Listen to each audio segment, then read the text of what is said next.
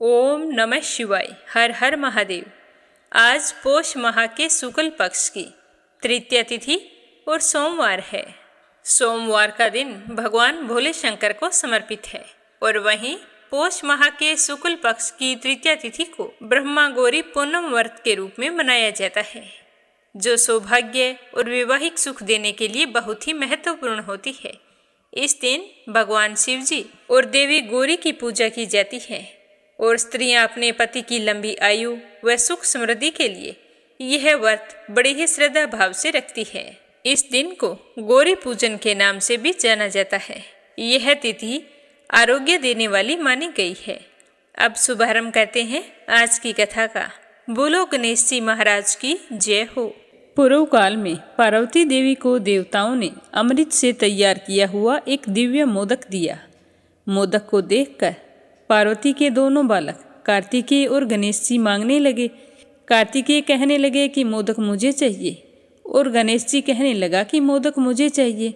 दोनों आधा आधा बांटने के लिए तैयार नहीं थे। तो पार्वती और शिव जी के सामने यह विकट समस्या खड़ी हो गई।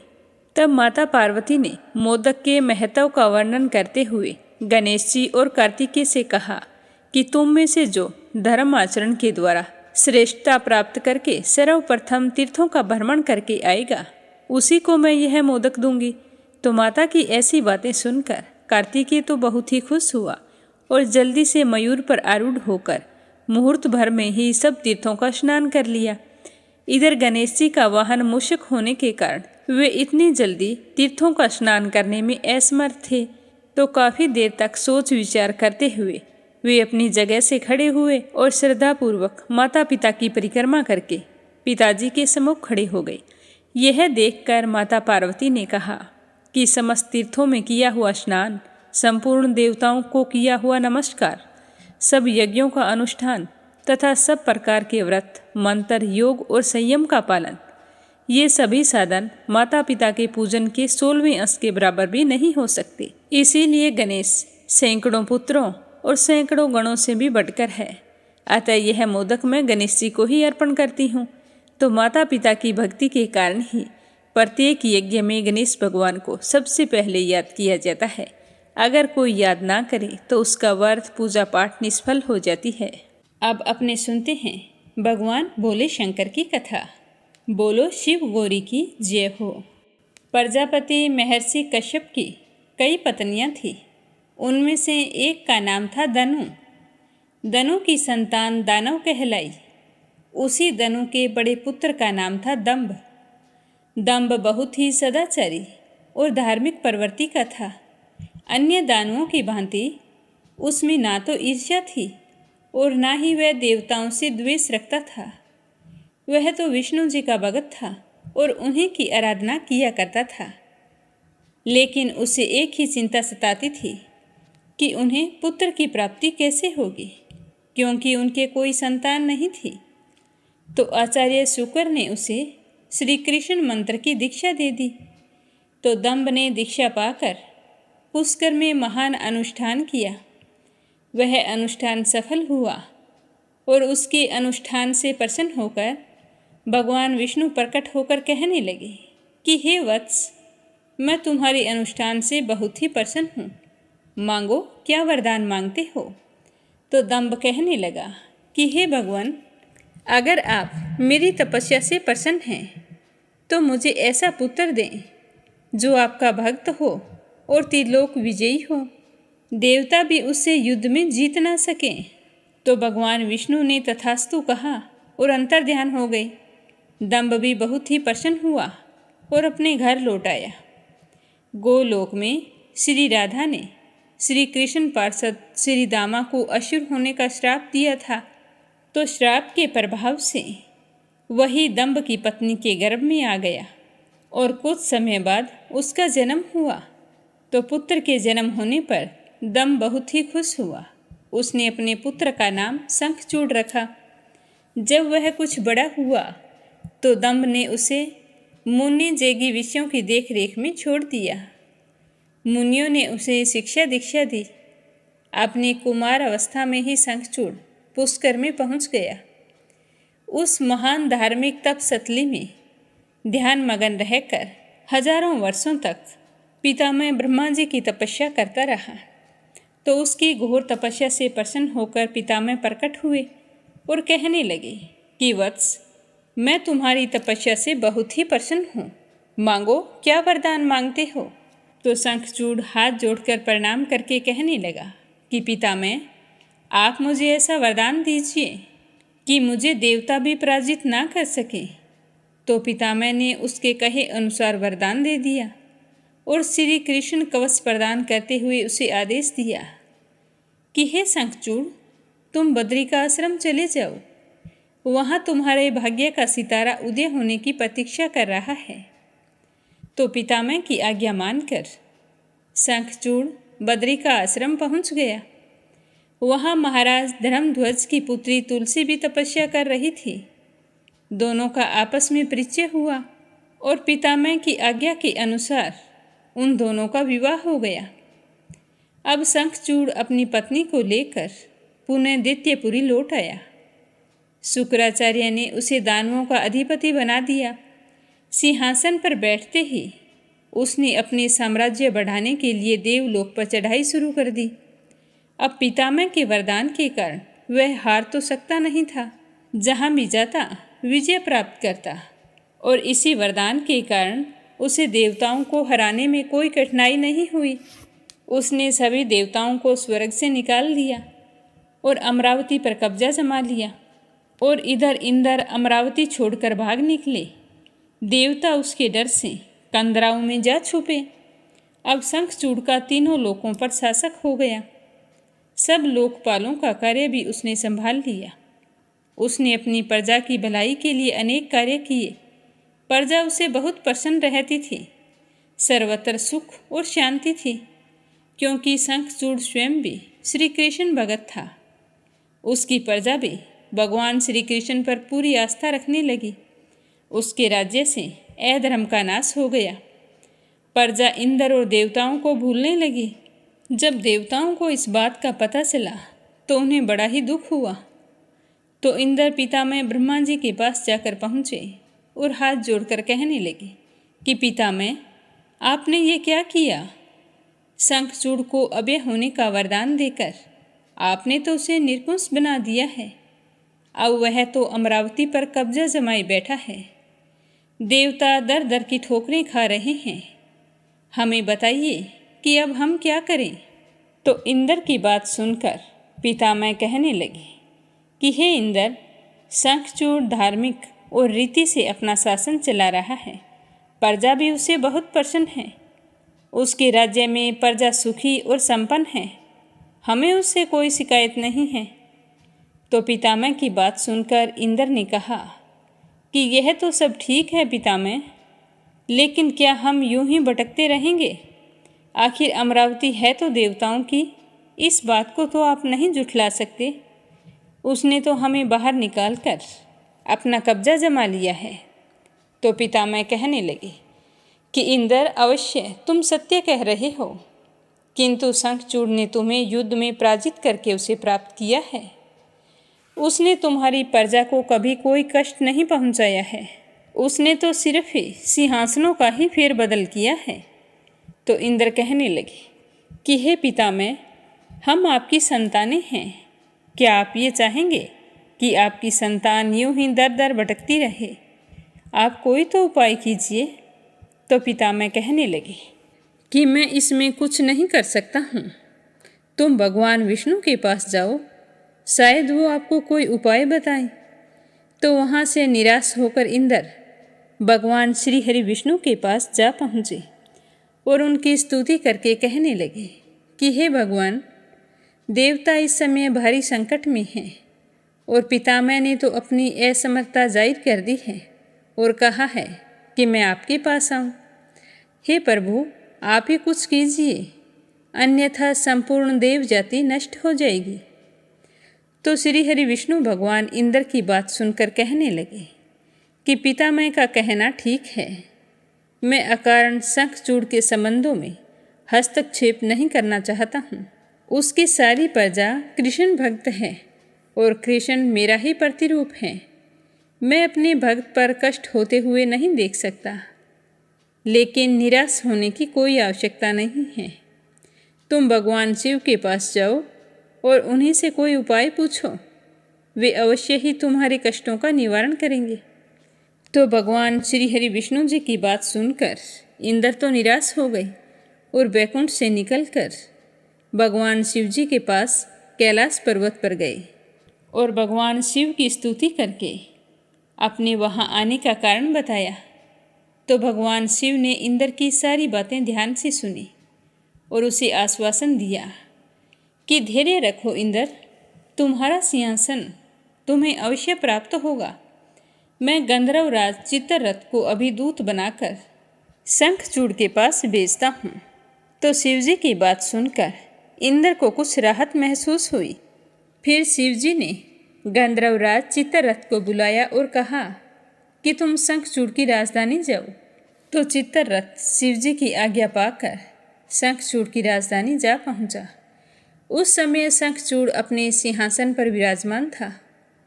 चित्ररथ ने उसका अभिवादन करने के पश्चात अपने आने का कारण बताया और कहा कि हे दैत्यराज, मैं गंधर्वराज चित्ररथ हूँ और भगवान शिव का एक संदेश लेकर तुम्हारे पास आया हूँ। तो यह सुनकर शंखचूड़ के चेहरे पर आश्चर्य झलक आया।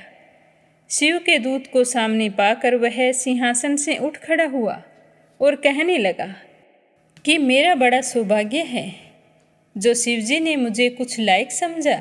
आप जल्दी से संदेश बताइए कि भगवान रुद्र ने क्या संदेश भेजा है। तो गंधर्वराज कहने लगा कि दैत्यराज, भगवान शिव का संदेश है कि तुम देवताओं का राज्य उन्हें वापस लौटा दो और उनका अधिकार उन्हें दे दो। भगवान शिव ने देवों को अभय होने का वचन दिया है। तो गंधर्वराज की बात सुनकर शंखचूड़ कहने लगा कि भगवान शिव से मेरा प्रणाम कहना और उनसे कह देना कि शंखचूड़ के हृदय में आपके लिए बहुत ही ज़्यादा श्रद्धा है, परंतु यदि उन्होंने इंद्र के बहकावे में आकर मुझे दंडित करने का निश्चय किया है तो मैं उनकी यह बात नहीं मानूंगा और उनसे भी युद्ध करने के लिए तैयार हो जाऊंगा। तो शंखचूड़ की बात सुनकर चित्ररथ वापस लौट आया और भगवान शंकर को शंखचूड़ का कहा हुआ उत्तर सुना दिया, जिसे सुनकर शिवजी क्रोधित हो गए और अपने गणों को युद्ध करने का आदेश दे दिया।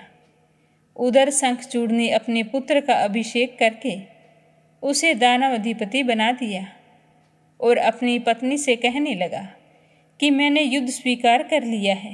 हे देवी, ईश्वर करे कि युद्ध में हमारी विजय हो। अब मुझे अनुमति दो, मेरी सेनाएं युद्ध के लिए तैयार खड़ी है। तो इस तरह शंखचूड़ अपनी सेनाएं लेकर युद्ध भूमि में जा पहुंचा। दोनों सेनाएं गोमत्रक पर्वत के समीप एक दूसरे के सामने आ खड़ी हुई।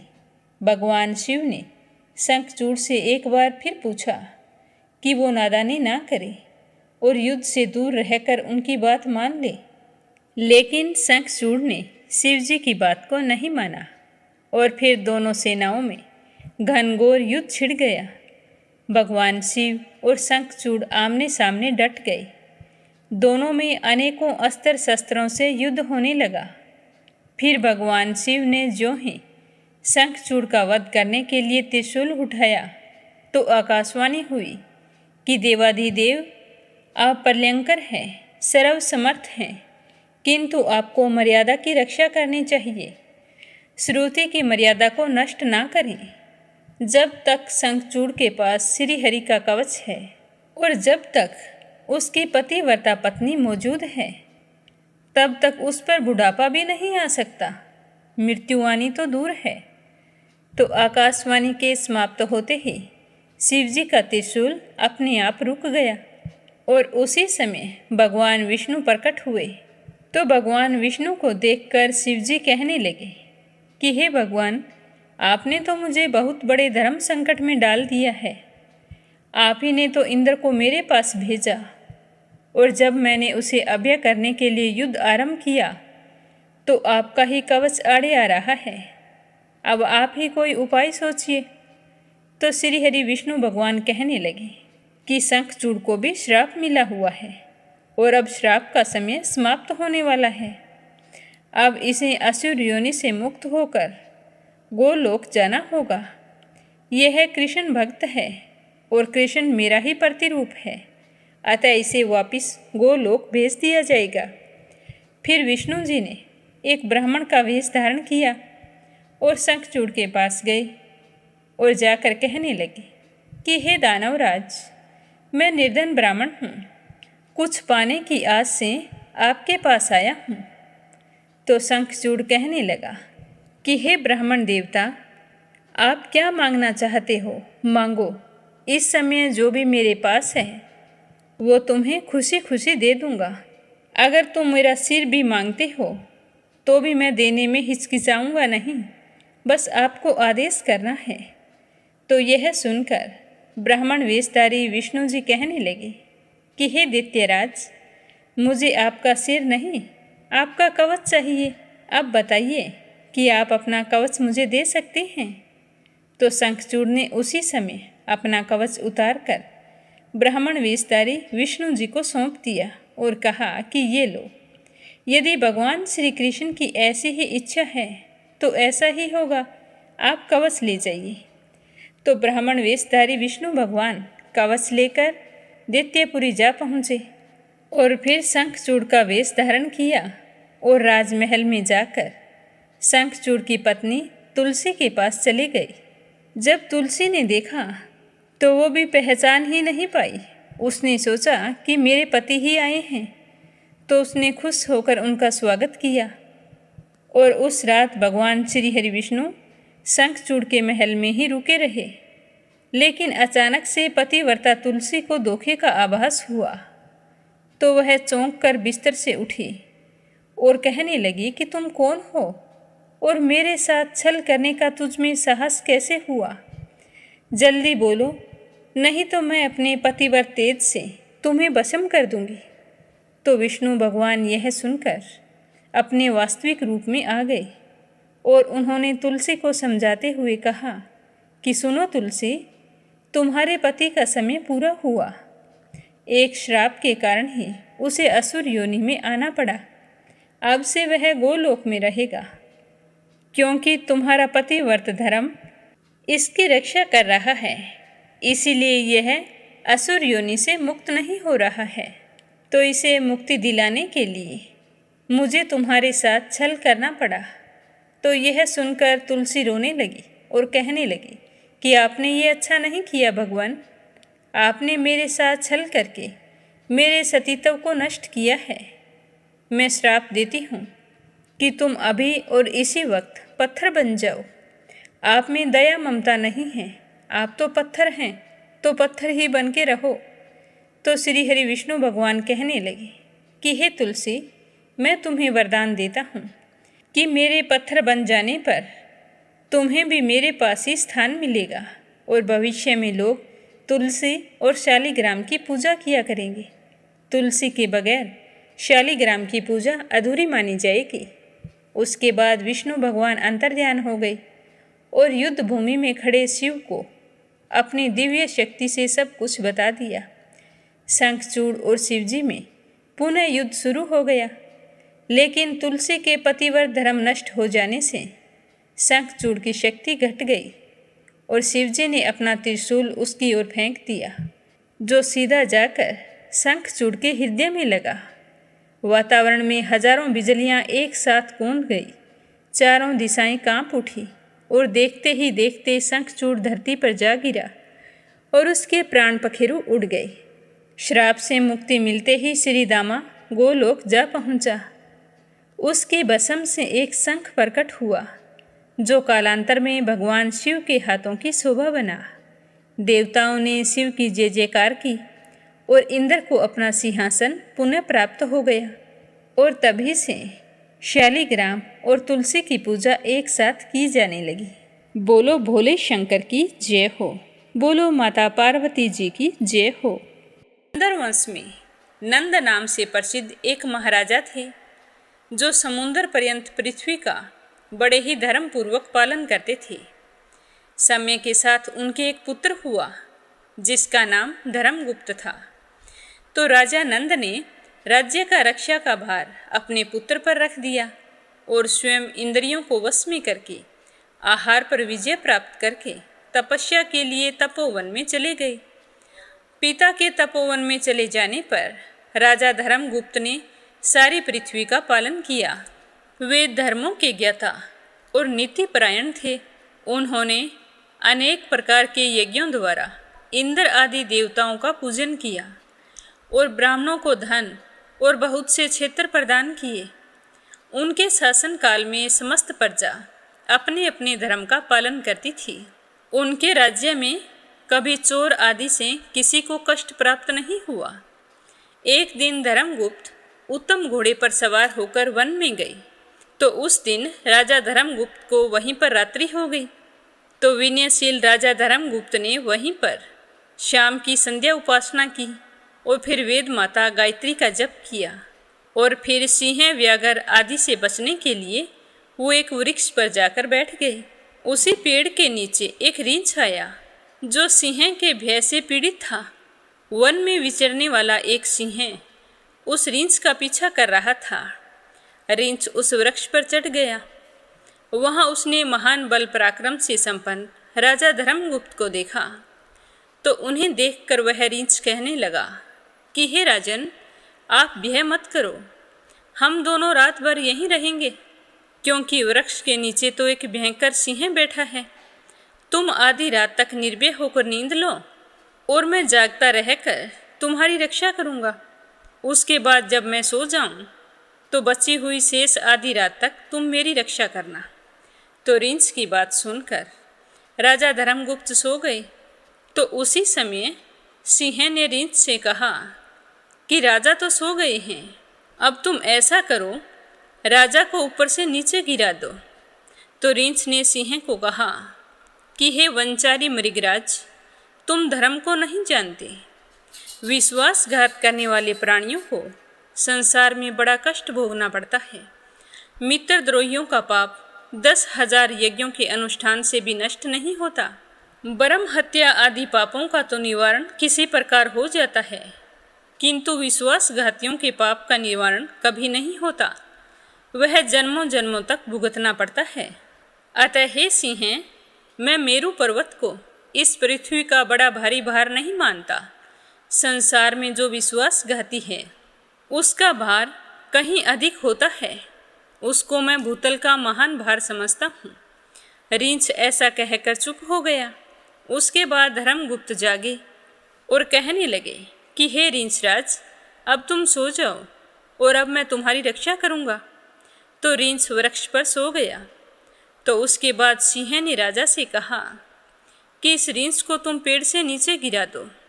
तो राजा ने अपने अंक में सिर रखकर सोए हुए रींछ को पृथ्वी पर ढकेल दिया। राजा के गिराने पर भी रींछ वृक्ष की डाली पकड़कर वहीं पर लटकता रह गया। वह पुण्यवश पेड़ से नीचे नहीं गिरा। अब वह राजा के पास आकर क्रोधपूर्वक कहने लगा कि राजन, मैं इच्छा के अनुसार रूप धारण करने वाला ध्यान काष्ठ नामक मुनि हूँ। मेरा जन्म भृगु वंश में हुआ है। मैंने अपनी स्वेच्छा से रींछ का रूप धारण किया है। मैंने तुम्हारा कोई अपराध नहीं किया, फिर भी तुम सोते हुए मुझे क्यों धकेल रहे हो? तुम्हारी इस मूर्खता के कारण मैं तुम्हें श्राप देता हूँ। तुम जाओ और मेरे श्राप से बहुत ही जल्दी पागल होकर पृथ्वी पर विचरण करो। तो राजा को इस प्रकार श्राप देकर मुनि ने सिंह से कहा कि तुम सिंह नहीं, महायक्ष हो। पहले कुबेर के मंत्री थे। एक दिन अपनी स्त्री के साथ हिमालय के शिखर पर आकर अनजाने में गौतम मुनि के समीप ही तुम विहार करने लगे और देवयोग की प्रेरणा से उसी समय महर्षि गौतम समिधा लेने के लिए अपनी कुटिया से बाहर निकले और तुम्हें नंगा देखकर उन्हें बहुत ही अधिक क्रोध आ गया और अपने क्रोध के चलते उन्होंने तुम्हें श्राप दिया कि तुम मेरे आश्रम में आकर नंगा खड़ा है, अतः तुम अभी सिंह बन जा। इस प्रकार तुम्हें सिंह योनि प्राप्त हुई है। हे मृगराज, ये सारी बातें मैं ध्यान से जानता हूँ। तो ध्यान काष्ट मुनि के ऐसा कहने पर उसने सिंह का रूप त्याग दिया और कुबेर सचिव के रूप में दिव्य यक्ष का शरीर धारण कर लिया।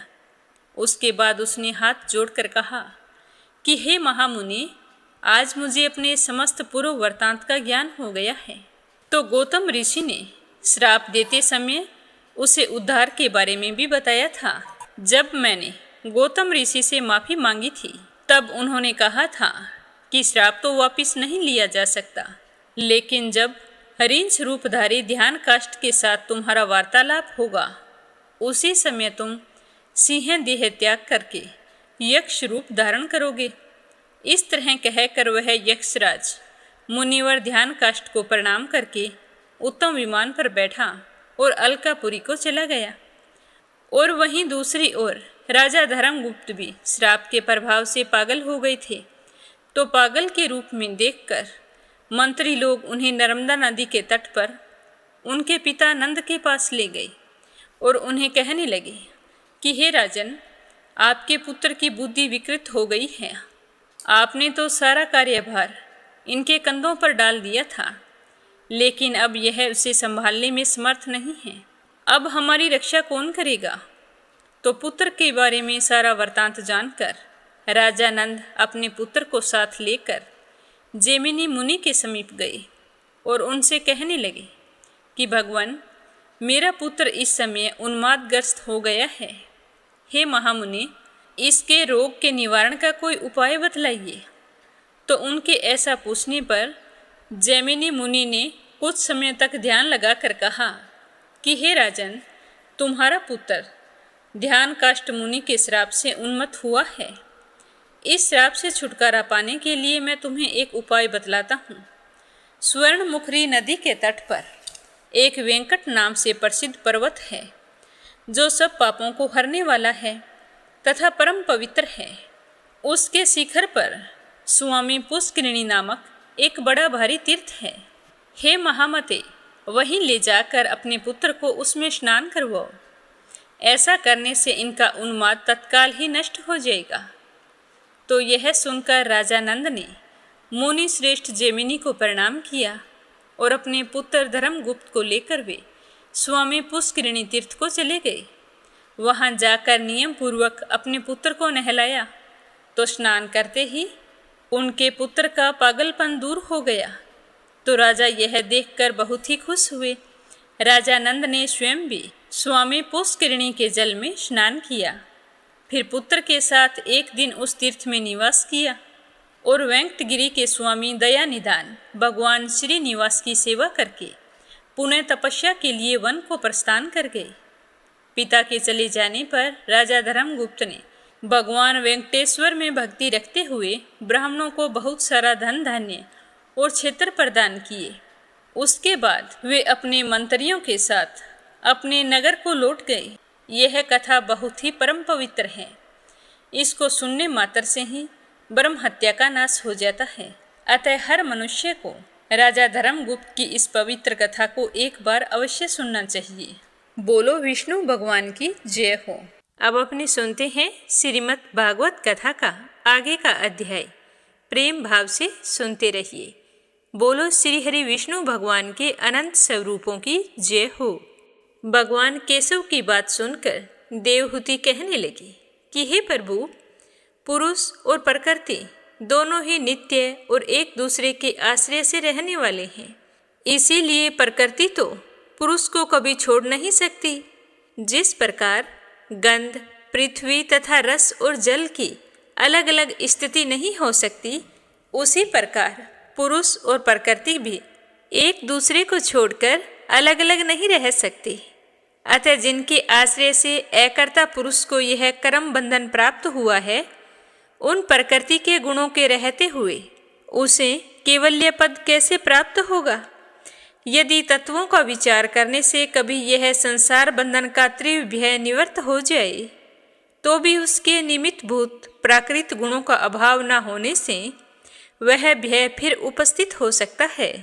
माता देवहूति की बात सुनकर भगवान केशव कहने लगे कि हे माता जी, जिस प्रकार अग्नि का उत्पत्ति स्थान अरणी, अपने से ही उत्पन्न अग्नि से जलकर भस्म हो जाती है, उसी प्रकार निष्काम भाव से किए हुए सब धर्म पालन द्वारा अंतःकरण शुद्ध होने से बहुत समय तक भगवत कथा सुनने से पुष्ट हुई मेरी तीव्र भक्ति को तथा साक्षात्कार कराने वाले ज्ञान से, प्रबल वैराग्य से, व्रत नियम आदि के साथ किए हुए ध्यान अभ्यास से और चित्त की प्रगाढ़ एकाग्रता से पुरुष की प्रकृति दिन रात क्षीण होती हुई धीरे धीरे लीन होती जाती है। फिर नित्य प्रति दोष दिखने से भोग कर त्यागी हुई वह प्रकृति अपने स्वरूप में स्थित और बंधन मुक्त हुए उस पुरुष का कुछ नहीं बिगाड़ सकती। जैसे सोए हुए पुरुष को स्वप्न में कितने ही अनर्थों का अनुभव करना पड़े, लेकिन जैसे ही निद्रा टूटती है तो उसे उन स्वप्न के अनुभवों से किसी प्रकार का मोह नहीं होता और ना ही वो स्वप्न किसी तरह का दुख या कष्ट पहुंचा सकते हैं। उसी प्रकार जिसे तत्व ज्ञान हो गया है और जो निरंतर मुझ में ही मन लगाई रहता है, उस आत्माराम मुनि का प्रकृति कुछ भी नहीं बिगाड़ सकती। जब मनुष्य अनेकों जन्मों में बहुत समय तक इस प्रकार आत्मचिंतन में ही निमग्न रहता है, तब उसे ब्रह्मालोक पर्यंत सभी प्रकार के भोगों से वैराग्य हो जाता है। मेरा वह धैर्यवान भक्त मेरी ही महती कृपा से तत्व ज्ञान प्राप्त करके आत्मा अनुभव के द्वारा सारे संशयों से मुक्त हो जाता है और फिर लिंग देह का नाश होने पर एकमात्र मेरे ही आश्रित अपने स्वरूपभूत केवल्य संज्ञक मंगलमय पद को सहज ही प्राप्त कर लेता है, जहाँ पहुँच जाने पर योगी फिर लौट कर नहीं आता है। हे माँ, यदि योगी का चित्त योग साधना से बड़ी हुई मायामयी अणिमादि सिद्धियों में, जिनकी प्राप्ति का योग के सिवा दूसरा कोई साधन नहीं है, उसमें नहीं फंसता है, तो उसे मेरा वह अविनाशी परम पद प्राप्त होता है, जहाँ मृत्यु कुछ भी नहीं बिगाड़ पाती है। इस तरह बताते हुए कपिल भगवान कहने लगे कि हे माँ, अब मैं तुम्हें सबीज ध्येय स्वरूप के आलंबन से युक्त योग का लक्षण बतलाता हूँ, जिसके द्वारा चित्त शुद्ध एवं प्रसन्न होकर परमात्मा के मार्ग में परिवर्तित हो जाता है। तो आप ध्यान लगाकर सुनना। यथाशक्ति शास्त्र विहित सब धर्म का पालन करना तथा शास्त्र विरुद्ध आचरण का परित्याग करना, प्रारब्ध के अनुसार जो कुछ भी मिल जाए उसी में संतुष्ट रहना, आत्मज्ञानियों के चरणों की पूजा करना, विषय वासनाओं को बढ़ाने वाले कर्मों से दूर रहना, संसार बंधन से छुड़ाने वाले धर्मों में प्रेम करना, पवित्र और परिमित भोजन करना, निरंतर एकांत और निर्भय स्थान में रहना, मन, वाणी और शरीर से किसी जीव को मत सताना, सत्य बोलना, चोरी ना करना, आवश्यकता से अधिक वस्तुओं का संग्रह ना करना, ब्रह्मचर्य का पालन करना, तपस्या करना, धर्म पालन के लिए कष्ट सहना, बाहर भीतर से पवित्र रहना, शास्त्रों का अध्ययन करना, भगवान की पूजा करना, वाणी का संयम करना, उत्तम आसनों को अभ्यास करके स्थिरता पूर्वक बैठ जाना,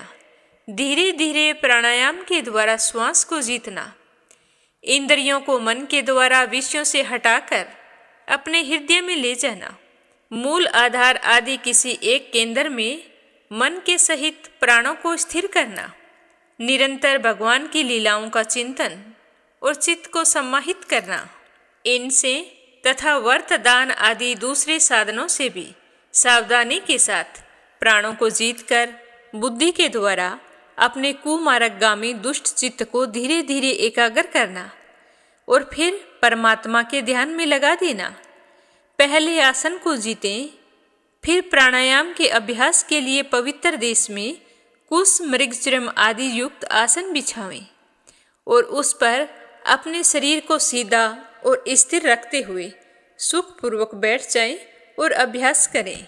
सबसे पहले बाएं नासिका से पूरक, कुंभक और रेचक करें, फिर इसके विपरीत दाहिनी नासिका से प्राणायाम करके प्राण के मार्ग का शोधन करें, जिससे चित्त स्थिर और निश्चल हो जाए।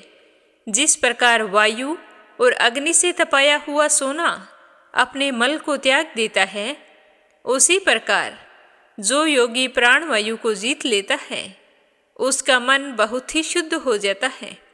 अतः योगी को उचित है कि प्राणायाम से वात पित्त जनित दोषों को और धारणा से पापों को, प्रत्याहार से विषयों के संबंध को और ध्यान से भगवान से विमुख करने वाले राग द्वेष आदि दुर्गुणों को दूर करें।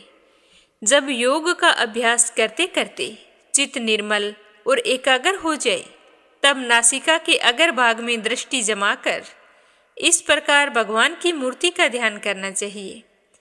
भगवान का मुख कमल आनंद से प्रफुल्ल है, नेत्र कमल कोश के समान रत्नारे हैं, शरीर लीला कमल दल के समान श्याम है, हाथों में शंख चक्र और गदा धारण किए हैं, कमल की केसर के समान पीला रेशमी वस्त्र लहरा रहा है, वक्षस्थल में श्रीवत्स चिन्ह है और गले में कौस्तुमणि झिलमिल झिलमिल कर रही है।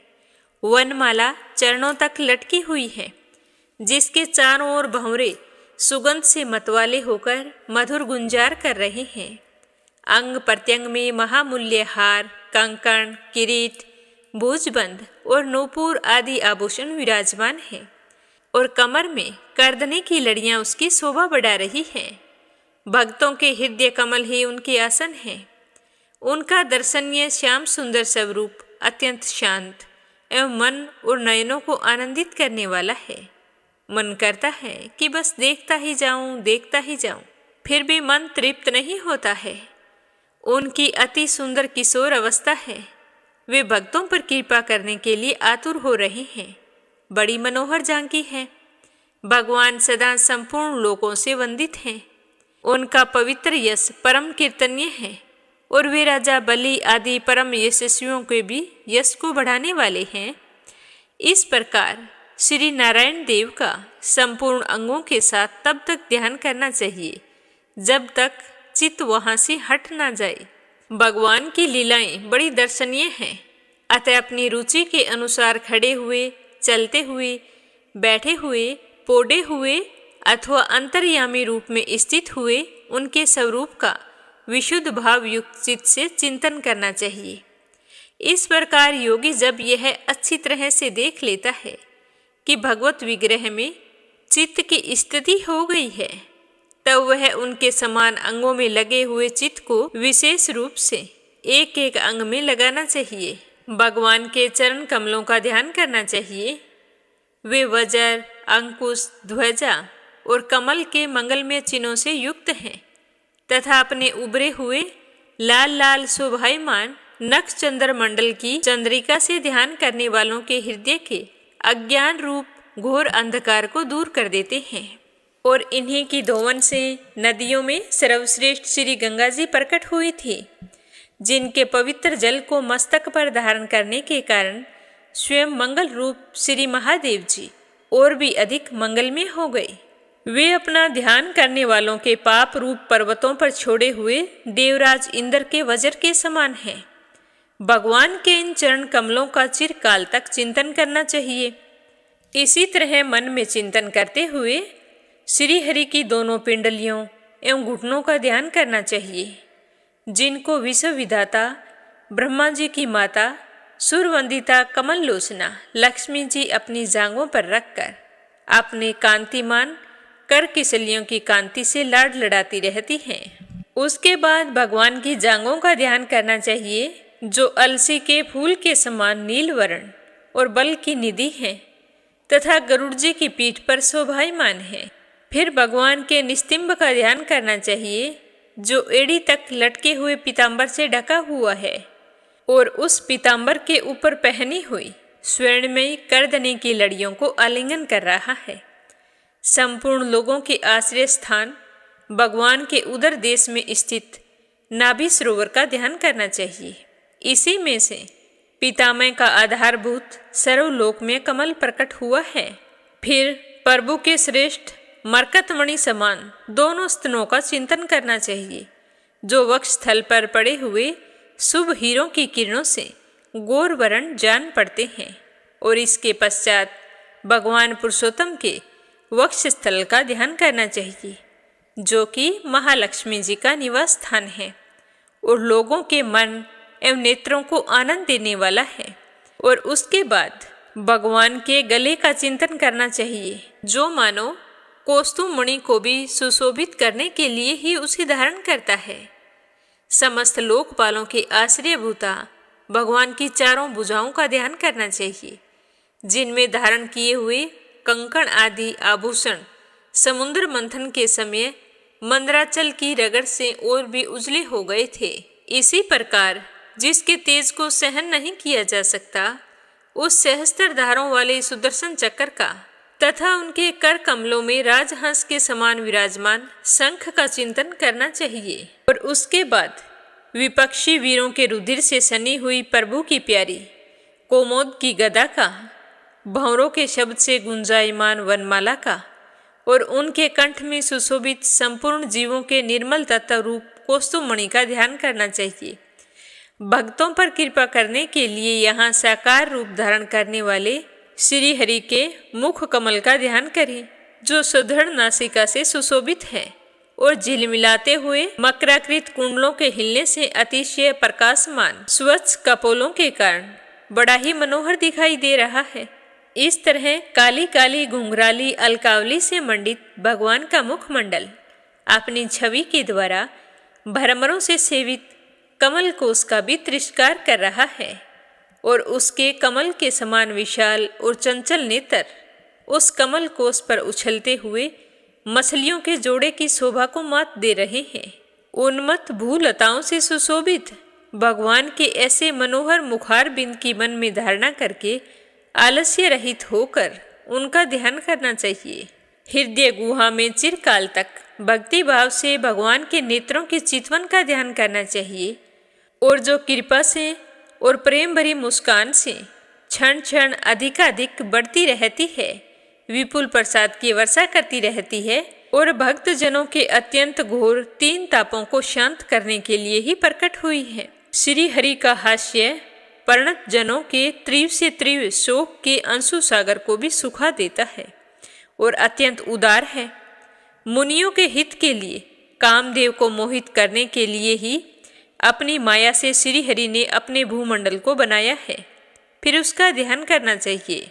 अत्यंत प्रेम आदर भाव से अपने हृदय में विराजमान श्री हरि के खिलखिलाकर हंसने का ध्यान करना चाहिए, जो वस्तुतः ध्यान के ही योग्य है तथा जिसमें ऊपर और नीचे के दोनों होठों की अत्यधिक अरुण कांति के कारण उनके कुंदकली के समान सुभर छोटे छोटे दांतों पर ललिमा सी प्रतीत होने लगी है। इस प्रकार ध्यान में तन्मय होकर उनके सिवा किसी अन्य पदार्थ को देखने की इच्छा ना करें। इस प्रकार ध्यान के अभ्यास से साधक का श्री हरि में प्रेम हो जाता है, उसका हृदय भक्ति से द्रवित हो जाता है, शरीर में आनंद आदि के कारण रोमांच होने लगता है। उत्कंठा जनित प्रेम आंसुओं की धारा में वह बारंबार अपने शरीर को नहलाता रहता है और फिर मछली पकड़ने के कांटे के समान श्री हरि को अपनी ओर आकर्षित करने के लिए साधन रूप अपने चित्त को भी धीरे धीरे ध्येय वस्तु से हटा लेता है। ठीक उसी तरह जैसे तेल आदि के चूक जाने पर दीप शिखा अपने कारण रूप तेजस तत्वों में लीन हो जाती है, वैसे ही आश्रय विषय और राग से रहित होकर मन शांत ब्रह्माकार हो जाता है। इस अवस्था के प्राप्त होने पर जीव गुण प्रवाह रूप देह आदि उपाधि के निवृत्त हो जाने के कारण ध्याता ध्येय और विभाग से रहित एक अखंड परमात्मा को ही सर्वत्र अनुगत देखा जाता है।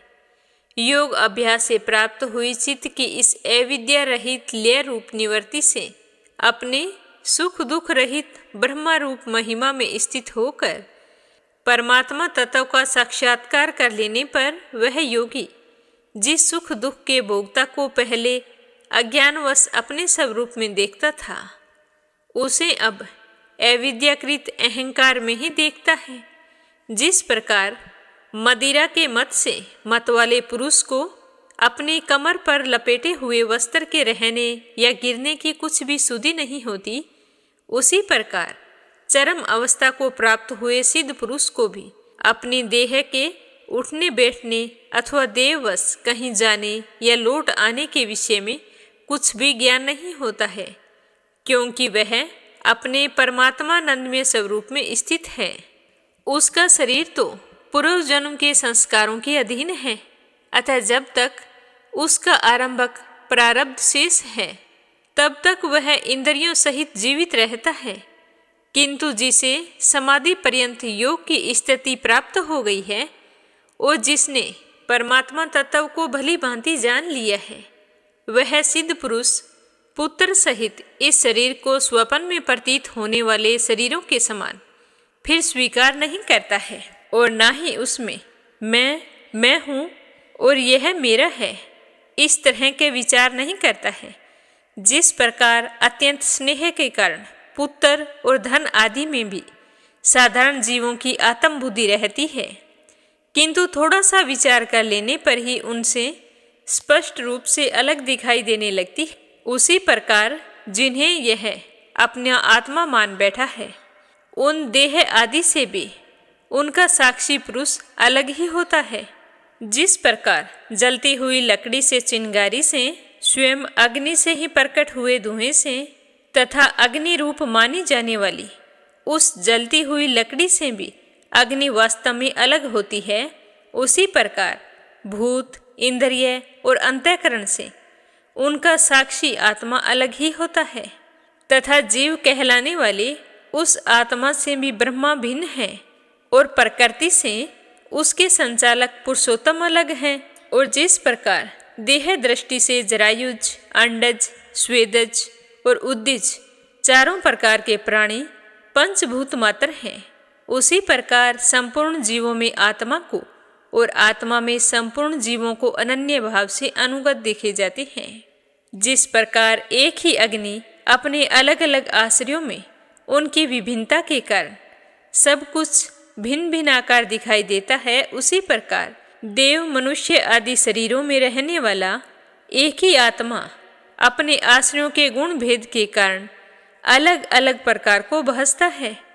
अतः भगवान का भक्त जीव के स्वरूप को छिपा देने वाली कार्य कारण रूप से परिमाण को प्राप्त हुई भगवान की अचिंतनीय शक्तिमयी माया को भगवान की कृपा से ही जीतकर अपने वास्तविक स्वरूप ब्रह्मा रूप में स्थित होता है। तो भगवान केशव के मुख से यह सब सुनकर माँ देवहूति ने क्या कहा, यह अपने सुनेंगे कल के अध्याय में। प्रेम भाव से सुनने के लिए आप सभी का बहुत बहुत धन्यवाद। बोलो विष्णु भगवान के अनंत स्वरूपों की जय हो। अब अपने सुनेंगे श्री कृष्ण भगवान की कहानी। प्रेम से बोलो कृष्ण कन्हैया की जय हो। प्राचीन समय की बात है, एक नगर में एक राजा राज्य करता था। वह अपनी प्रजा का अच्छे से ख्याल रखता था। उस राज्य की सारी प्रजा बड़ी ही खुशहाल थी, उन्हें किसी तरह की कोई कमी नहीं थी। राजा ने अपने मंत्रियों और प्रजा के कहने पर श्री कृष्ण भगवान का एक मंदिर बनवाया। मंदिर बहुत ही भव्य और सुंदर था। जब मंदिर बनकर तैयार हो गया तो उसके अंदर बहुत ही सुंदर श्री कृष्ण भगवान की मूर्ति रखी गई। मूर्ति स्थापना के दिन बहुत ही बड़े उत्सव का आयोजन किया गया। राजा बहुत खुश थे, पर राजा की एक विशेष बात यह थी कि वो मंदिर में नहीं गए और ना ही कभी पूजा की। पूजा करने के लिए मंदिर में एक पुजारी को रखवा दिया। पुजारी नियमित कन्हैया जी को नहलाता और बड़े ही श्रद्धा भाव से उनकी पूजा अर्चना करता और राजा भी रोजाना याद करके कान्हा जी के लिए एक फूलों की माला भिजवा देता। तो यह सब कुछ देखकर एक दिन रानी कहने लगी कि राजन, आपने इतना बड़ा मंदिर बनवाया है, कभी भी कान्हा जी के दर्शन नहीं किए। आप अगर ज्यादा पूजा पाठ ना करो तो कम से कम रोजाना एक बार कन्हैया के दर्शन तो जरूर करने चाहिए। तो रानी के समझाने पर राजा कान्हा जी के मंदिर दर्शन करने के लिए चले गए। उस समय पुजारी जी ने कान्हा जी की पूजा अर्चना की ही थी। तो राजा को आया देखकर पुजारी जी बहुत ही खुश हुए और उन्होंने कान्हा जी को पहनाई हुई माला उतारकर राजा के गले में डाल दी। तो राजा यह देखकर बहुत ही खुश हुए और रोजाना नियमित रूप से मंदिर जाने लगे। और पुजारी भी रोजाना पहले वह माला कान्हा जी को पहना देता और जब राजा दर्शन करने के लिए जाते तो वह माला उतारकर राजा को पहना देता। एक दिन राजा को कोई काम हो गया तो राजा ने सेवक को कहा कि आज पुजारी जी को बोल देना कि मैं मंदिर नहीं आ पाऊंगा, इसीलिए पुजारी मेरा इंतजार ना करे। तो सेवक ने राजा के कहे अनुसार पुजारी जी को जाकर सारी बात बता दी। अब पुजारी जी ने हमेशा की तरह कन्हैया को माला पहनाई और सारी पूजा अर्चना साज श्रृंगार करके फिर सोचने लगा कि हमेशा तो यह माला राजा को पहना देता हूँ, आज ये माला किसे पहनाऊं। फिर पुजारी जी सोचने लगा कि मेरी सारी उम्र बीत गई है तो क्यों ना आज इस माला को मैं पहन लूं, पता नहीं कब भगवान के घर से बुलावा आ जाए तो आज एक दिन माला मैं भी पहन कर देख लूं कि कैसा लगता है। तो इतना सोचकर पुजारी जी ने माला उतारकर अपने गले में डाल ली। तो इतने में सेवक वहां आया और कहने लगा कि राजा की सवारी मंदिर में पहुंचने वाली है। तो राजा के आने की बात सुनकर पुजारी जी तो डर गया। उसने सोचा कि अगर राजा ने उसे देख लिया तो वो तो मुझे मरवा ही डालेंगे। तो आनंद फानन में पुजारी जी ने माला उतारकर वापिस कन्हैया जी को पहना दी। जैसे ही राजा अंदर आए तो पुजारी जी ने कान्हा जी के गले से माला उतारकर राजा को पहना दी। लेकिन माला पर लगा सफेद बाल देखकर राजा समझ गए कि यह माला पुजारी ने स्वयं पहनी थी। बस फिर क्या था, क्रोधित हो गए और उन्होंने गुस्से में पुजारी से पूछा कि माला पर सफेद बाल कहाँ से आया। तो राजा की बात सुनकर पुजारी तो बुरी तरह से डर गया और कहने लगा कि राजन, ये तो कन्हैया का बाल है। तो राजा को तो और भी गुस्सा आ गया, क्योंकि कान्हा तो भगवान है, भगवान के बाल सफेद कैसे हो सकते हैं। तो राजा ने कहा कि दिखाओ मुझे कान्हा जी के सफेद बाल हैं क्या। तो पुजारी कहने लगा कि राजन, कान्हा के सर पर तो मुकुट लगा हुआ है और यह मुकुट सुबह स्नान के वक्त ही उतारा जाता है। पूजा पाठ का तो यही नियम होता है। तो राजा ने कहा कि कल जब इसका श्रृंगार करोगे तो मैं खुद आऊंगा और देखूंगा कि सच में कान्हा जी के सफेद बाल हैं या तुम झूठ बोल रहे हो। अगर तुम झूठ बोले तो तुम्हें फांसी की सजा दी जाएगी। अब राजा की बात सुनकर पुजारी तो बुरी तरह से डर गया। उसने सोचा कि अब मैं क्या करूं, कहाँ जाऊं, अब मेरा मरना तो तय है। तो वह रोते रोते वहीं भगवान के चरणों में बैठ गया और कहने लगा कि हे केशव, मुझसे झूठ बोलने का अपराध तो हो गया है, लेकिन हो सके तो मुझे क्षमा कर देना, राजा से मेरी रक्षा करना। हे माधव, मैं आपकी सेवा करते करते वृद्ध हो चुका हूँ, अब मुझे माफ कर दीजिए। मैं दोबारा ऐसी गलती कभी नहीं करूँगा। मुझे क्या पता था कि एक बार माला पहनने की मुझे इतनी बड़ी सजा मिलेगी। इस तरह कहते कहते पुजारी की आंखें भर आई और वह भगवान से दीन याचना करता रहा। इसी तरह विनती करते करते पता नहीं कब पुजारी की आंख लग गई। जब उसकी आंख खुली तो सुबह हो चुकी थी। उधर सुबह होते ही राजा भी आ गए और कहने लगे कि आज कान्हा जी का श्रृंगार मैं खुद करूंगा। ऐसा कहकर जैसे ही राजा ने कान्हा जी का मुकुट उतारा तो देखा कि श्री कृष्ण के तो सारे बाल सफेद हैं। लेकिन राजा को तो फिर भी यकीन नहीं हुआ। उसे लगा कि फांसी के डर से पुजारी ने ही कान्हा जी के बालों को सफेद रंग से रंग दिया है। क्यों ना मैं एक बाल तोड़कर देख लूं, पता चल जाएगा कि बालों में रंग किया हुआ है या नहीं। तो जैसे ही राजा ने कान्हा जी का एक बाल उखाड़ा तो बाल को उखाड़ते ही कन्हैया जी के सर से खून की धारा बहने लगी। तो यह देखकर राजा को बड़ी ही हैरानी हुई और वो कान्हा जी के चरणों में गिरकर माफी मांगने लगे। तभी श्री कृष्ण की मूर्ति से आवाज आई कि हे राजन, तुमने मुझे सिर्फ मूर्ति मात्र ही समझा है, इसीलिए आज से मैं तुम्हारे लिए केवल मूर्ति मात्र ही रहूंगा। लेकिन पुजारी ने सच्चे मन और पूरी श्रद्धा से मेरी भक्ति की है, इसीलिए उसकी अनन्य भक्ति को देखकर मुझे अपने बाल सफेद करने पड़े। कन्हैया जी कहने लगे कि भक्ति में कभी भी संशय नहीं होना चाहिए। जो भी भक्त सच्चे मन से मेरी पूजा करता है तो उसकी लाज रखने के लिए मैं स्वयं आता हूँ। अगर तुम्हें माफी मांगनी है तो पुजारी जी से माफी मांगो। तो यह सब सुनकर राजा की आंखों में आंसू आ गए और वो जल्दी से बाहर आ गई। पुजारी जी तो डर के मारे कांप रहा था कि अब मुझे फांसी होना तय है, लेकिन राजा ने हाथ जोड़ते हुए पुजारी जी से माफ़ी मांगी और कहने लगे कि पुजारी जी, मुझे माफ़ कर दो। आप मुझसे उम्र में इतने बड़े हैं, फिर भी मैंने आपकी लाज नहीं रखी। क्या हुआ जो आपने एक बार माला पहन ली तो? मेरे अंदर अहंकार था। मैं अपने अहंकार के चलते रुपये को ही सब कुछ समझता था। भगवान के नाम पर भगवान को हमेशा पत्थर की मूर्ति समझता था, पर आज मेरी आंखें खुल गई है। आप मुझे माफ़ कर दो और आज से कृष्ण जी की पूजा करने के बाद में वह माला तुम्हें ही पहननी है, उस पर मेरा कोई हक नहीं है। यह कहते हुए राजा वहां से चले गए। पुजारी जी के समझ में कुछ भी नहीं आ रहा था। वो सोच रहे थे कि ऐसा क्या हुआ जो राजा अंदर गए और उनका मन अचानक से बदल गया। फांसी देने की बात कर रहे थे और आए तो माफी मांग रहे थे। तो पुजारी जी खुश होते हुए श्री कृष्ण का धन्यवाद करने लगे और हमेशा की तरह कान्हा जी के श्रृंगार में व्यस्त हो गए। बोलो श्री कृष्ण भगवान की जय हो। अब अपने सुनते हैं लपसी और तपसी की कहानी। बोलो लपसी तपसी की जय हो। बहुत पुराने समय की बात है। एक गांव में एक ब्राह्मण परिवार रहा करता था। उसमें पति पत्नी के अलावा उनके 2 बच्चे थे। एक बेटा था, एक बेटी थी। ब्राह्मण दंपति बहुत ही सरल स्वभाव के थे। समय मिलने पर प्रभु का स्मरण किया करते थे। उनकी बेटी बहुत ही संस्कारी और सुशील थी, लेकिन उनका बेटा आवारा किस्म का था। वह कोई काम धाम नहीं करता और ना ही कभी अपने माँ बाप का कहना मानता था। समय के साथ दोनों बहन भाई बड़े हो गए।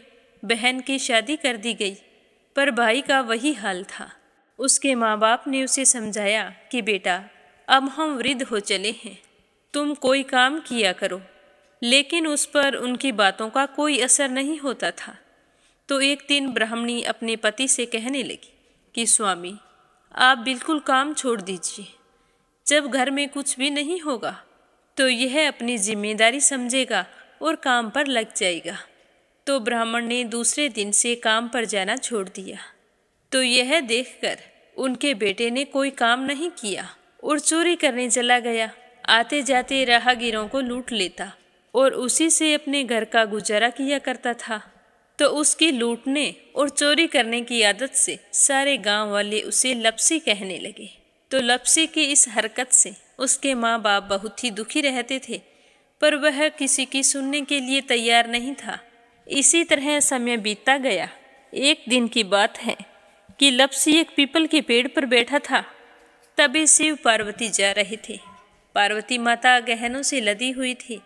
तो लपसी उन्हें देखकर सोचने लगा कि सूरत के कितने गहने हैं, आज ये सारे के सारे लूट लूँगा तो मुझे कई महीनों तक चोरी नहीं करनी पड़ेगी। तो वह लूटने के इरादे से पीपल की ओट में होकर बैठ गया। जैसे ही शिव पार्वती वहाँ से जाने लगे तो लपसी एकदम से शिव पार्वती के सामने आकर कहने लगा कि जल्दी से जितने सारे गहने पहन रखे हैं उतार दो।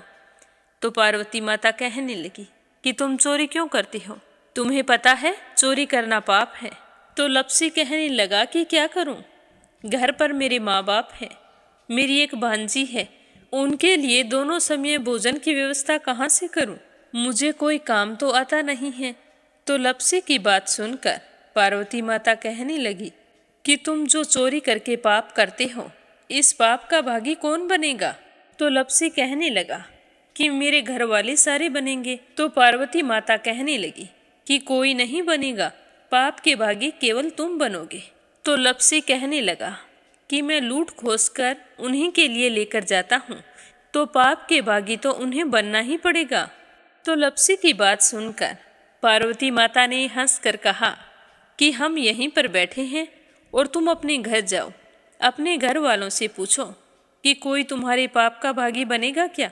तो यह सुनकर लपसी भागा भागा अपने घर आया और अपनी माँ के पास गया और कहने लगा कि माँ, मैं चोरी करके लाता हूँ, राह चलते राहगीरों को लूटता हूँ, तुम्हारे लिए ही तो करता हूँ। तो तुम मुझे एक बात बताओ, चोरी करने से जो पाप लगता है तो आप मेरे पाप के भागी बनोगे? तो लपसी की बात सुनकर उसकी माँ कहने लगी कि बेटा, मैंने तो तुमसे नहीं कहा कि तुम चोरी करके लाओ, तुम कमा कर लाओ। हमें तो 2 वक्त की रोटी चाहिए। मैं तो तुम्हारी पाप की भागी नहीं बनूंगी। तो माँ के मुंह से इस तरह की बात सुनकर लपसी तो हैरान हो गया। फिर वह अपने पिताजी के पास गया और जाकर कहने लगा कि पिताजी, मैं जो कुछ भी लूट खोस के लाता हूँ वो आपके लिए ही तो लाता हूँ। देखो, मैंने लूट कर कितना धन इकट्ठा कर लिया है, कितने ऐशो आराम है तुम्हारे।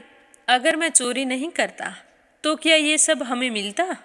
पिताजी, मैं तुमसे एक बात पूछता हूँ कि चोरी करने से पाप लगता है, तो उस पाप में आप मेरे भागीदार बनोगे क्या? तो लपसी की बात सुनकर उसके पिताजी कहने लगे कि बेटा, मैंने नहीं कहा कि तुम चोरी करके लाओ, तुम कमा कर लाओ। मैं तुम्हारे पाप का भागी नहीं बनूंगा। तो माँ बाप के मुंह से इस तरह की बात सुनकर वह बहुत ही उदास हुआ और सोचने लगा कि मैं कितने महीनों से चोरी कर रहा हूँ, ना जाने मुझ पर कितना पाप चढ़ गया है। और ये तो बोल रहे हैं कि पाप के भागी हम नहीं बनेंगे, तो अब क्या होगा? तो वह बड़े ही दुखी मन से शिव पार्वती से मिलने के लिए चल पड़ा। जैसे ही घर से बाहर निकलने लगा तो उसकी छोटी सी भांजी दरवाजे पर खेल रही थी। उसे पता नहीं था कि पाप पुण्य क्या होता है। तो वो कहने लगी कि मामा, पाप की भागी मैं बनूंगी। तो उसके इस तरह कहते ही लपसी ने उसे गोद में उठाया और चल पड़ा। शिवजी भगवान और पार्वती माता के पास जाकर कहने लगा कि घर वालों ने पाप का भागी बनने से मना कर दिया है और एक यही है जो पाप की भागी बनने को तैयार है। फिर लपसी बड़े ही दीन स्वर में कहने लगा कि हे भगवान, मैं समझ गया हूँ कि चोरी करना पाप है। आज तक जो मैंने काम किया वो बहुत ही गलत था, लेकिन अब मैं इसका प्रायश्चित करना चाहता हूँ। अब तुम ही बताओ, मुझे मेरे पापों से मुक्ति कैसे मिलेगी? तो उसकी बात सुनकर शिव पार्वती बहुत ही खुश हुए और लपसी को कच्चे सूत का एक छोटा सा गोला देते हुए कहा कि लपसी, ये सूत लो और इस पीपल के चारों ओर परिक्रमा लगाओ। जब यह सूत समाप्त हो जाएगा तब तुम्हारे सारे पाप नष्ट हो जाएंगे। तो यह सुनकर लपसी बहुत ही खुश हुआ। सोचने लगा कि छोटा सा गोला है, अभी लपेट कर घर चला जाऊंगा, उसके बाद में कभी कोई पाप नहीं करूंगा। फिर उसने अपनी बांजी को कंधे पर बैठाया और पीपल की परिक्रमा लगानी शुरू कर दी। अब भगवान का वह सूत खत्म कहाँ होने वाला था। लपसी चक्कर लगाता गया पर वह सूत खत्म नहीं हुआ। चक्कर लगाते लगाते 1 महीने, 6 महीने, साल, पूरे 12 साल बीत गए पर वह सूत खत्म नहीं हुआ। 12 साल बाद एक बार फिर शिव पार्वती जी वहाँ से गुजर रहे थे तो पार्वती माता ने कहा कि स्वामी, चलो लपसी को चलकर देखते हैं। तो शिवजी कहने लगे, वो चोरी करने वाला, लूटने वाला कब का चला गया होगा? तो पार्वती माता कहने लगी कि नहीं स्वामी, चलकर देखने में क्या जाता है, चलो एक बार देखते हैं। तो शिव पार्वती जी जैसे ही पीपल वृक्ष के पास आए तो देखा कि लपसी तो अब भी चक्कर लगा रहा है। वहाँ चारों ओर गहरी खाई हो गई है और लपसी की बड़ी बड़ी दाढ़ी, मूंछें, नाखून बढ़ गए हैं। तो यह देखकर पार्वती माता ने कहा कि देखो स्वामी, आप तो कह रहे थे कि वो कब का ही चला गया, देखो इसके मन में सच्ची भक्ति है। तो पार्वती की बात सुनकर शिवजी ने कहा कि चलो अभी देख लेता हूँ। तो यह कहकर शिवजी ने एक सोने का कड़ा लपसी के आगे फेंक दिया। तो लपसी ने झट से उसके ऊपर पैर कर लिया। फिर अचानक से उसका ध्यान शिव पार्वती जी की ओर गया तो वो हाथ जोड़कर कहने लगा कि भगवान, अब तो मेरे पाप समाप्त हो गए होंगे, आप मुझे यहाँ से जाने की आज्ञा दीजिए। आपका यह सूत अभी तक खत्म नहीं हुआ है। तो शिवजी भगवान ने कहा कि तुम्हारे पाप कर्म भी अभी तक पूरे नहीं हुए हैं। तो शिवजी की बात सुनकर लपसी कहने लगा कि भगवान, मुझे पूरे 12 वर्ष हो गए हैं आपकी भक्ति करते करते, और अब भी आप मुझ पर शक कर रहे हैं। तो शिवजी ने कहा कि अपना पैर उठाओ। तो जैसे ही लपसी ने अपना पैर उठाया तो उसके पैर के नीचे सोने का कड़ा था। तो यह देखकर लपसी शर्मिंदा हो गया और कहने लगा कि प्रभु, गलती हो गई, मुझे माफ़ करो। आगे से मैं ऐसी गलती कभी नहीं करूँगा। तो शिव जी कहने लगे कि नहीं लपसी, तुम्हारा पाप ऐसे पूरा नहीं हो सकता। अब तुम्हें 12 वर्ष तक और इसी तरह परिक्रमा करनी होगी, उसी के बाद तुम्हारे पाप समाप्त होंगे। यह कहकर शिव पार्वती वहाँ से चले गए और वह फिर से पीपल के पेड़ की परिक्रमा करता रहा। करते करते 12 साल बीत गए। 12 साल बाद में शिव पार्वती जी वहाँ पर आए तो उन्होंने देखा कि आज भी वो वहीं पर चक्कर लगा रहा है। तो शिव जी ने फिर उसके सामने सोने की अंगूठी फेंकी, पर उसने कोई ध्यान नहीं दिया। तो शिव जी भगवान प्रसन्न होकर कहने लगे कि हे लपसी, आज से तुम मेरी तपस्या करके तपसी बन गए हो। मैं तुम्हें वरदान देता हूँ कि तुम अपने जीवन में सारे सुखों को प्राप्त करेगा। और तूने 24 बरस तक मेरी भक्ति की है, इसका फल भी तुझे अवश्य मिलेगा। जो भी औरत गाय और कुत्ते की रोटी नहीं बनाएगी, उसका पुण्य फल तुम्हें मिलेगा। आंगन लीप कर दहलीज नहीं लीपेगी, तो उसका पुण्य फल भी तुझे ही मिलेगा। अगर हमारे घर की बहन बेटी को हम सूट, तीवल या साड़ी भेंट स्वरूप देते हैं, तो साथ में मोली का धागा और कुछ रुपए नहीं देंगे, तो उसका पुण्य फल भी तुम्हें ही मिलेगा। अगर कोई दिए से दिया जलाएगा, तो उसका पुण्य फल भी तुम्हें ही मिलेगा। अगर व्रत और पूजा पाठ में सारी कहानी सुन ले और तुम्हारी कहानी ना सुने, तो उसका पुण्य फल भी तुम्हें ही मिलेगा। कहा जाता है कि तभी से सुबह पहली रोटी गाय की और सुबह की अंतिम रोटी छोटी बनाई जाती है, और शाम को अंतिम रोटी बड़ी बनाई जाती है जो कुत्ते की होती है।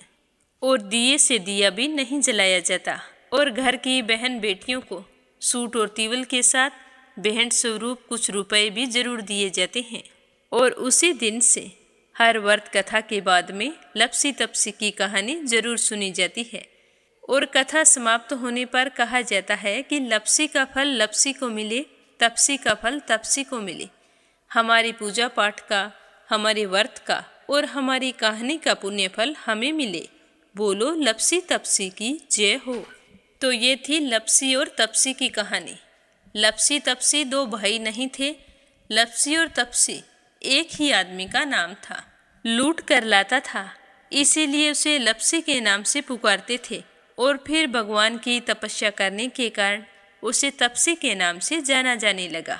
बोलो लपसी तपसी की जय हो। अब अपने सुनेंगे कथा सुनने वाले प्यारे श्रोताओं के नाम।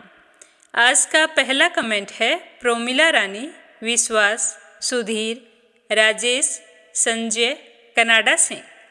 दूसरा है सरला रानी, करणपुर से। और तीसरा है श्यामवती, सुषमा, रुपेश, पूर्वी, गौरी, कार्तिक, हरियाणा से। श्रीमती यशोदा, उड़ीसा से। आशा अग्रवाल, लड्डू, मोहित, अंकुर अग्रवाल, आगरा से। परमेश्वरी, रघुवीर सिंह, दिल्ली से। कमला, गुरुग्राम से। अपराजिता, मीना श्रीवास्तव, नेपाल से। आशा शर्मा, विष्णु, ज्योति, अंशु, भीलवाड़ा से। विप्लव हांजोंग, असम से। रुक्मणी शर्मा, अंबाला से। राधा रोहिला, दिल्ली से। पवित्रा पांडे, गौरव पांडे, गंतव्य पांडे, नेपाल से। निर्मला सिसोदिया, दिल्ली से। शीला सिन्हा, मीरा श्रीवास्तव, ममता श्रीवास्तव, माला छम्मा, जौनपुर से। सीमा जोशी, रवि कुमार जोशी, दिल्ली से। सुनीता पवार, कृषु पवार, मध्य प्रदेश से। सरिता, शामली से। यूएन तिवारी, इंदिरा तिवारी, लखनऊ से। उषा शर्मा, राजस्थान से। बीना, देविका, कनिका वाशने, अलीगढ़ से। बीनू मेहरा, दिल्ली से। गीता गोस्वामी, सुनीता गोस्वामी, पीहू गोस्वामी, मेरठ से। वंदना वर्मा, इंदौर से। संगीता अग्रवाल, कमला देवी अग्रवाल, दुलिया, महाराष्ट्र से। लक्ष्मी, सुमित्रा, शिवराज हीरो, सोआ शर्मा, पोखरा से। सुनीता रानी, मेरठ से। नीता पाल, त्रिशा पाल, यधिरा पाल, मान्या पाल, गणेश पाल, पथिक पाल, अंश पाल दिल्ली से, चंद्रकांता दिल्ली से, मोनिका नागर तिगांव से, सरोज अग्रवाल जबलपुर से, गोपाल प्रसाद अग्रवाल, रमेश चंद्र अग्रवाल, श्री कृष्ण मुरारी अग्रवाल, श्रीमती फूलवती देवी अग्रवाल, श्रीमान बनवारी लाल जी अग्रवाल हाथरस से, सुषमा शर्मा हनुमानगढ़ से, श्वेता, श्रुति, रितेश, रितु, प्रिंस, युवी, लक्ष्मी, गुरुचरण साहू उड़ीसा से, शोभा कुंवर पुरोहित अहमदाबाद से, रेखा धर्मेंद्र शर्मा जयपुर से, सुदेश शर्मा, बीके शर्मा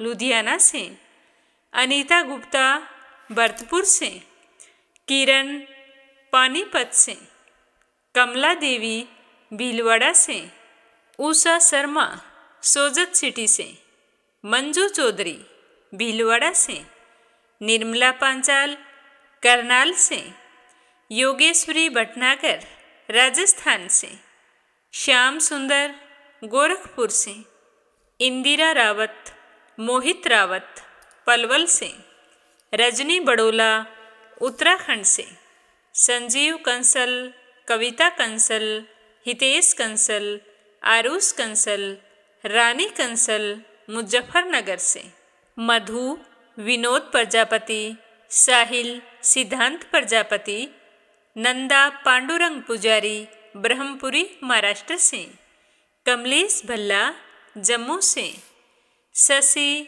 शालिनी अंकित चंदेरी से, श्रीमती कमलेश जबलपुर से, वीणा कालड़ा आगरा से, प्रमोद यादव साहो हिमाचल प्रदेश से, देवी सिंह कार्तिक, पायल, सौम्या, उमा रघुवंशी गजबा सौदा से, पूजा पाठक उत्तराखंड देहरादून कोशानी से, सावित्री ईश्वर लाल रामचंदानी गाजियाबाद से, स्मिता सीताराम गायकवाड़ महाराष्ट्र से, जयश्री पवार, गोरखनाथ पवार, आरना शीतल विश्वजीत पवार महाराष्ट्र से, विपिन भटनागर, दीपा भटनागर, माही भटनागर, पाखी भटनागर हरियाणा से, मीनू वालिया दिल्ली से, अंजू शर्मा सिरसा से, अशोक कुमार जी भटनागर भोपाल मध्य प्रदेश से, सुमन मिश्रा अजमेर से। आप सभी श्रोताओं का बहुत बहुत धन्यवाद। अपना साथ हमेशा यूं ही बनाए रखना ताकि हमारा मीरा भक्ति स्टोरीज परिवार खूब तरक्की करे, खूब उन्नति करे।